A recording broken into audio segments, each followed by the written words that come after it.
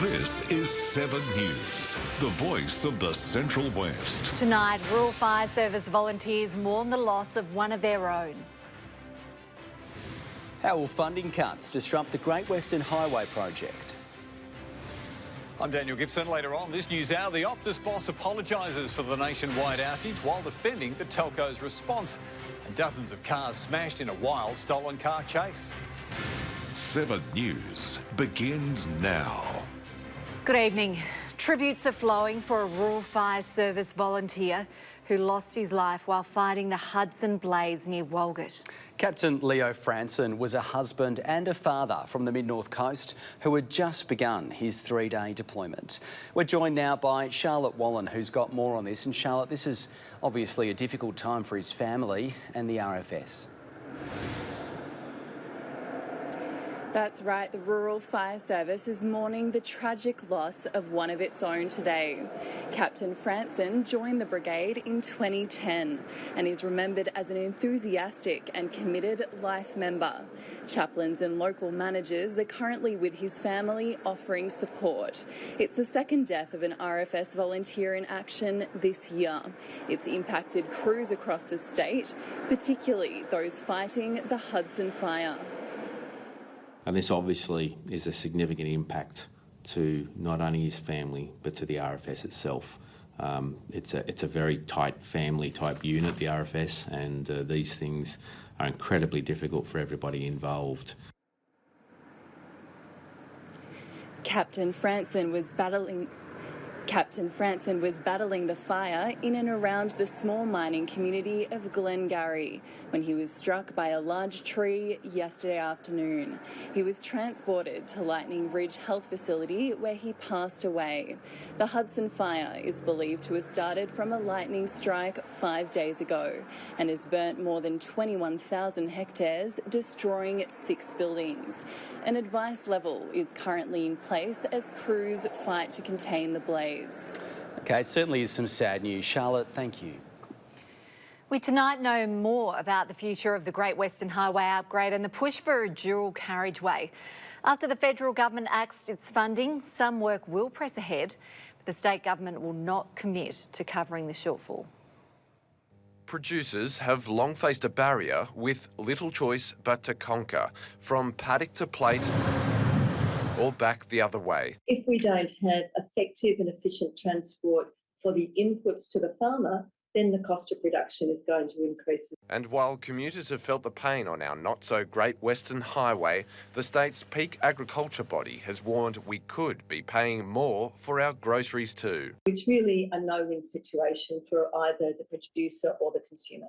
After the federal government pulled its $2 billion to upgrade the highway, New South Wales farmers don't want to see the project kicked into the long grass. We need both levels of government to continue to prioritise the improvements and the duplication of the Great Western Highway. The previous coalition government committed to widening sections of road between Katoomba and Lithgow, making it a dual carriageway.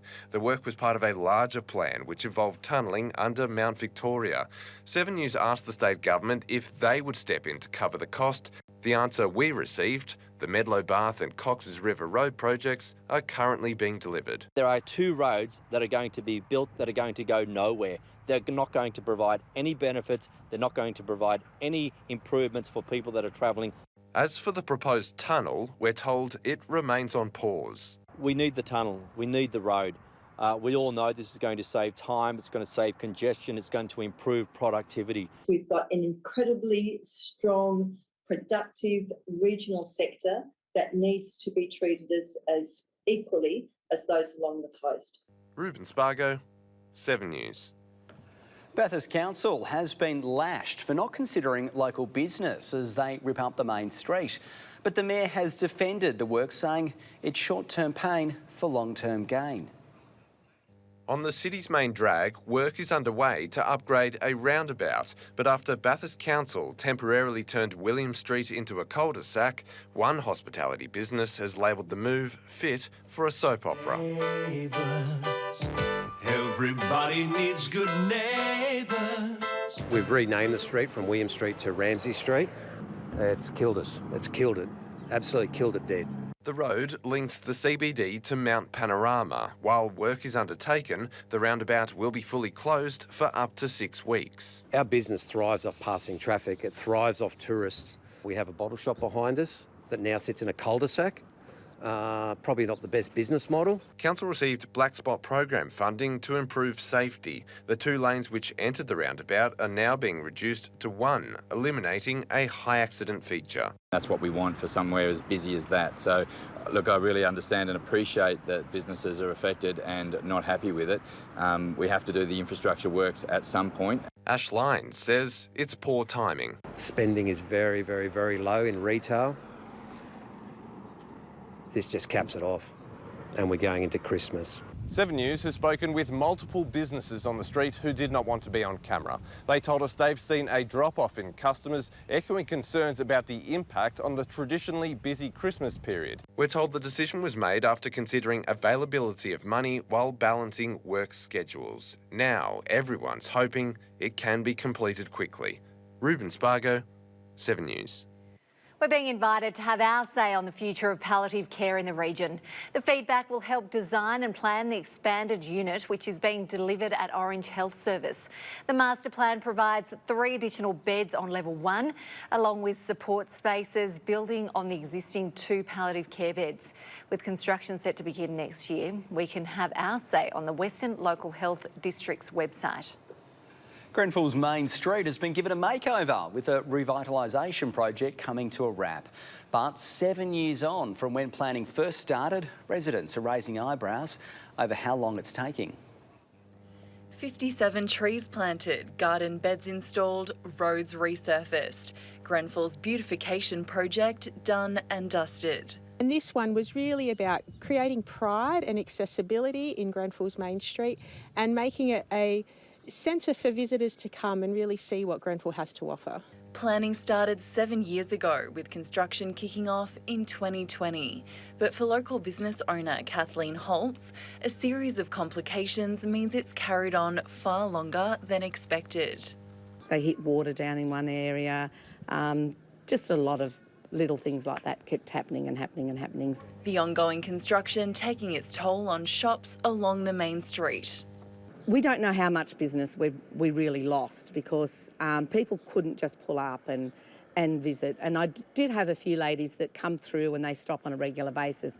They couldn't get parks, so they just kept going through. But so far, Western Shire Council says the feedback has been widely positive. The community's really thrilled that this project is completed now and they can see the grand vision come to life. I think everyone's pretty happy with the turnout. It's just looks beautiful, yeah. The revamped Main Street will be officially unveiled during a ceremony tomorrow morning at 10. Charlotte Wallen, 7 News. Farmers have united today for a mental health workshop, learning ways to support themselves and others. It comes as dry conditions continue to put mounting pressure on producers. Farmers are no stranger to dry conditions, well experienced in changing plans and adapting to uncontrollable weather. But as the pressure mounts, so does mental health, and talking about it can be a struggle. Record highs to record lows in a very short period of time, and the rate of change of circumstances has been what's caught everyone off guard. 30 farmers gathered today for a workshop focusing on how to help yourself and your community. Knowing what mental health is the first step. Today's goal to provide farmers with the tools to communicate and spot the signs. To remind everyone to A, keep an eye on ourselves, but also keep an eye on all those around us and make it normal to have this conversation, to ask how someone's really going and what is it that's really challenging them and how we might be able to help them. Gavin Haywood has been in the agriculture industry for more than 20 years. He wants to know how to ask the question, are you okay? I'm not good at doing that. And I'm here today to learn some better skills at doing that. Farmers are known for being tough and resilient, but with high interest rates, dry weather, dropping cattle and sheep prices, the pressure can be all too much. That's causing issues with needing to maybe feed them. and that's causing a lot of stress. It's about being comfortable to reach out for help and offering a hand to those in need in the right way. I have seen some friends struggling, and it'd be nice to know how you could practically help them instead of just talking. Confidence to ask a better question, to start a conversation and ask someone how they're really going. Olivia Babb, 7 News. Plans to build an adventure park in the Blue Mountains have been scrapped by the state government. It was all part of a $50 million project to turn the Gardens of Stone into an ecotourism venture to attract more visitors to the region. The decision also means the country's longest zip line will no longer go ahead. We're told there will be mountain biking tracks, shared pathways, 8 new lookouts and a camping ground with eco-cabins. A spokesperson for the Environment Minister says these investments will support Lithgow as a tourist destination. Well, Kirsty joins us now with a look at today's weather. And Kirsty, it was a nice day to wrap up the working week today. Yeah, it sure was, Maddie and Nick. Hello to you both and good evening, everyone. Clear skies for our Friday with sunshine about the region. A gorgeous day, in fact. In Orange and for Bathurst, we had those maximums sitting in at the low 20s. A little more overcast around the Blue Mountains, though, today. Winds were mostly light, swinging out of the southwest and the southeast. In the west, though, they certainly did become gusty at times, meaning our maximums actually felt a few degrees cooler with that cooler breeze. Our minimums cooler also once again down to 9 degrees in Dubbo thanks to those clear skies overnight from that high pressure system moving overhead. Our weekend looking hot and sunny. There is a high chance of rainfall late on Sunday and certainly into next week. I'll have a look at that wet weather forecast a little later. Sounds good, Kirsty. Thanks. We'll see you in a couple of minutes.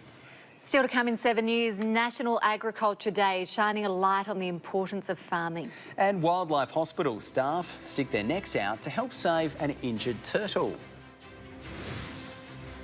And a little later on this news hour, some bombshell admissions over the mass outage as the Optus boss is grilled by a Senate inquiry. 4 people arrested over an interstate crime spree in a stolen car. And the new laws imposed on asylum seekers released from immigration detention. That's all soon.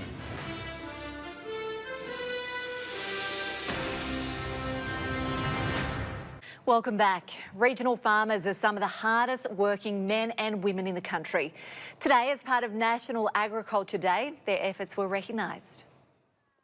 The agricultural industry is one of the most critical in Australia, and those working hard to keep it running are today getting the recognition they deserve. National Ag Day is the day that Australia stops and pauses and says thank you to the farming families that every day go to work in the paddocks to produce the food and produce that we all enjoy. National Agriculture Day celebrates the work that farmers do and acknowledges the challenges that lie ahead. Drought is looming, with the Bureau predicting a hotter than average summer. Super challenging time for farming families right now. We're coming off the 3 driest months on record, off the back of an already dry period of time. Charles Sturt University hoping its replica farms can provide students with hands-on training, getting them ready for the extreme weather that could hit in future. It gives them an opportunity to go up, practice those skills, get involved in data collection on the farm, and then get involved in the actual management of the farms. CSU celebrating the day with a lunch to commemorate the work that has been done regionally to progress the industry. The day also encouraging the public to support farmers by starting conversations about where their food has come from. Remember, there's a lot of people involved in getting that food onto your plate, a whole supply chain. So it's being appreciative of the fact that it doesn't just appear there. Marla Summer, 7 News. An eastern long-necked turtle has received life-saving treatment at the Taronga Western Plains Zoo Wildlife Hospital. It was rescued by a member of the public when it was discovered on a road in the Narromine region. X-rays revealed several shell fractures, which were treated by the vet team. 10 weeks after the turtle arrived at the Wildlife Hospital, staff were able to remove the pin that had been stabilising the injury. And now we just want to take it off to see how stable it is and give him another week, and then hopefully he'll be released. And that is exactly what happened. The turtle was released into the Macquarie River near Warren Road. Zoo staff are reminding drivers to look out for our wildlife on the roads. Still to come in 7 News, a rural basketball competition could be a format other regions look at adopting. And teams lace up their boots for the Western Women's Rugby League semi-finals this weekend.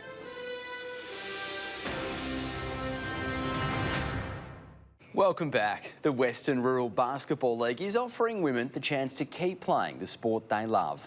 And now they're confident they've got something that could go very far. It's taken some laser focus. But the Western Women's Rural Basketball League is doing what its founders hoped it would. And I thought this will be a great opportunity here for our girls who don't want to travel, don't want to commit to the full 20 weeks of a state league program. Keeping women and girls on the court and even giving them a chance to work with players who have been in the WNBL. I think it's just great to have that calibre of athletes in this little rural regional sort of program. And I think it's good for the girls to test themselves against that sort of mantle. And after 3 successful seasons, those involved think it's a formula that could be used in other areas. If Basketball New South Wales come on board, I'd like to see this sort of model being taken on, because I know in their state league program they've only got 5 teams, so that's got to really tell you something about, I think this product would work. If it was adopted across different regions, there could be room for a Champion of Champions event at the end of the season, allowing for more experience to be shared and pathways developed. But for now, the focus for organisers is on maintaining the strength of the Western League and hopefully one day expanding. I'd like to see it grow. I'd like to have an under-20s league and then hopefully have a senior league. The recent grand final showcasing the strength of the women's game in the region. Michelle Cook, 7 News. The race for royalty begins this weekend with the Orange 8-day games, King and Queen of Sport. The event will start tomorrow at Integra Gym with a commando course. Competitors will be challenged across a range of activities over the 8 days, from kayaking to golf to cycling and everything in between. And they can earn points for each event. Now, those with the highest male and female totals at the end will be crowned King and Queen. The weather might be warm, but some people are hoping to bring the chill tomorrow with the Orange Snowflakes chasing glory in an ultimate frisbee tournament. They'll be going up against the Dubbo Meerkats and the Blue Mountains, with the Snowflakes hoping they can retain the Sheep Station trophy. They claimed last year. Games will start from 10 a.m. at Orange's Endeavour Oval, and there'll be a come and try session after matches for anyone who would like to test their skills. The hunt for Western Women's Rugby League glory is set to heat up this weekend, and the Panorama Platter Pie have the best chance to lift a trophy with teams in all semi-final divisions. From Opens right through to under 12s, the Panorama Platter Pie have proven their strength across the park this season. With our club, the only club to have all 5 teams into the semi-finals, is a massive milestone for us. But they're not taking anything for granted going into this weekend's must-win matches. Every game's a hard game for us, so we don't go out there knowing that we've already won. We have to put in the effort and know what to do to get that win. Even the younger players recognising the significance of what they've already achieved. First game we played, we've really gelled together and pulled through with it, and I'm so proud of each and every one of them for getting us here where we are today. And as soon as they lace up the boots this weekend, the focus will be on turning in a winning performance. The Vipers knowing they have to be at their best in the Open semi-final against the Goannas. So our 1%ers, just maintaining the ball, staying consistent throughout the whole game. That might be intensity or just our tackling. The two sides haven't met since round 1, where the Goannas came out with a 2-point win. The Vipers aiming to reverse that result this time around. We do want to play in the grand final. It's been a goal since the start. To get there, teams need to win their semi-finals, with the Open Division games expected to deliver plenty of intensity. The junior players excited to see the women they look up to take the field and help grow the sport. I'm proud that the club is expanding and getting bigger, so there is a chance for girls to play football. Michelle Cook, 7 News. Up next in 7 News, Kirsty's back and she's got your weekend weather forecast. That's next. Welcome back, everyone. A high-pressure system lying over the southwest of our state does look to promote mostly dry and stable weather for our coming weekend, while a low-pressure system sits over northern New South Wales, triggering showers and thunderstorms. Now, this new trough is forecast to develop coming down from Queensland into northern New South Wales, delivering widespread rain right across the state as we track into early to mid next week. Around 50 to 60 millimetres could fall across the Central West region at this stage. It is looking heaviest on Monday. We can also expect the chance of thunderstorms well into mid next week. If those thunderstorms become severe, there is the chance of potentially higher rainfall totals in some isolated areas. Through to our weekend weather now, we are expecting a sunny, settled Saturday for our region. Blue skies, plenty of sunshine around, 33 degrees for both Nyngan and for Condobolin. A few lighter winds around in the morning out of the east and the northeast, but in the west, we're expecting quite a windy afternoon. Temperatures up about the high 20s for Bathurst with that top of 28 degrees. Cowra the low 30s and Lithgow a bit of patchy cloud and the mid-20s as we head further east towards the ranges. Into Sunday, western parts of the region can expect a partly cloudy morning ahead of a chance of late showers and possibly severe storms developing over the far north. That chance of storms driven by heat as well as troughs across the region, which are causing that widespread instability. Further east, so we can see much drier conditions, remaining partly cloudy around Lithgow, Mudgee and for Orange for most of the day, with temperatures around the mid to high 20s. It is Monday, though, when we are expecting to see the start of that wet weather right across the Central West slopes and plains and the tablelands. As little as 2 millimetres, but as much as 15 millimetres could fall throughout the day. There is that likelihood of thunderstorms. Combined with those warmer temperatures, we could see some quite humid conditions. Forbes up to 28. Orange, though, dropping back to 21, but after 11 overnight. Through to the next 7 days, that rainfall will track into mid next week. Certainly some much needed wet weather on the forecast. We will be keeping an eye on these rainfall totals, though, over the next few days in case there is that chance of more severe storms developing. Enjoy your weekend, though. Clear skies and settled. The mid-20s, not looking too bad. Not looking too bad at all, Kirsty. Thanks very much. And that's your local news for tonight. Thanks for watching. You can catch up on our website or, of course, at 7+. Right now, Dan's got your national news. Enjoy your weekend and we'll see you on Monday at 6 o'clock.